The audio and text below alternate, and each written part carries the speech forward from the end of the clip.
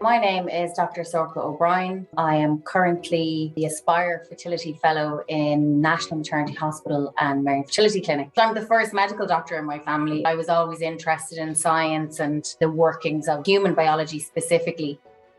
I applied as a graduate to all of the colleges, had interviews for RCSI in Queen's and was offered a place in Queen's in Belfast. So I grabbed it with both hands and headed up the motorway pretty much.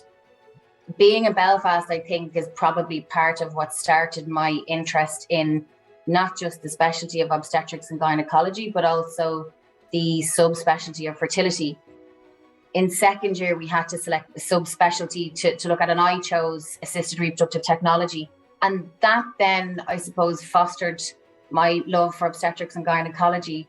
I used to treat myself in final year when I was studying for my finals. I'd give myself 3 days to study medicine, 3 days to study surgery, and a day for pediatrics. And Sunday, the last day of the week, was the day that I treated myself to study obstetrics and gynecology because it was my favourite subject. And it was probably, when you're losing that bit of push and that bit of energy, the thing to look forward to for me was studying that specialty. First 4 months that I would do of my second year on the foundation programme had obstetrics and gynecology.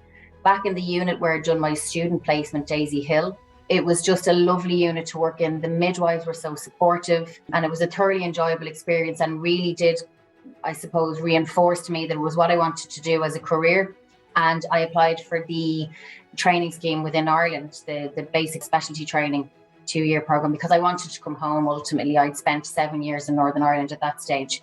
And my goal was to work within the Irish system.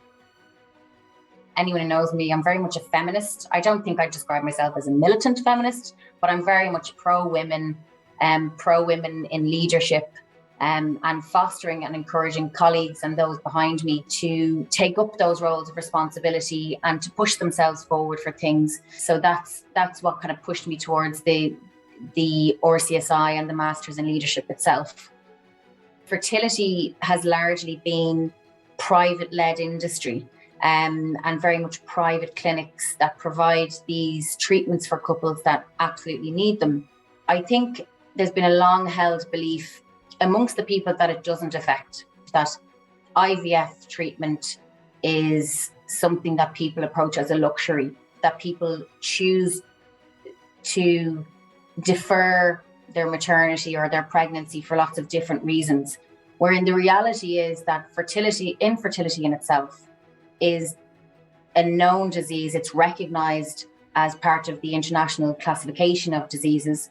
It's been recognised as a disease by the WHO, and it's also been recognised as a leading cause of disability in women under 60, because disability is defined as an impairment of like physiological or physical ability or natural functioning. So infertility in its sense is a disability for people, and it's the 8th cause globally for people, and it's the 6th cause in women under 60. So that's a huge statistic. One of the big turn-offs for me of fertility as a subspecialty was the fact that it was so privately driven, that there was very little you could do for people in the public system. My goal long-term career-wise would be hopefully to be a consultant providing fertility care under the public purse, whether that's through, I suppose, the health service contracting private clinics to provide that care. But it's certainly something that I was theoretically passionate about. I would be hopeful that part of my research can inform the development of a service. And I suppose that's a big ask, but in that instance, I'd really feel that my research was potentially going to make a huge difference in the lives of people going forward. I got an email from the office. The email body said I had been nominated for this award and would I be happy to accept. So at the start, I thought I'd been nominated.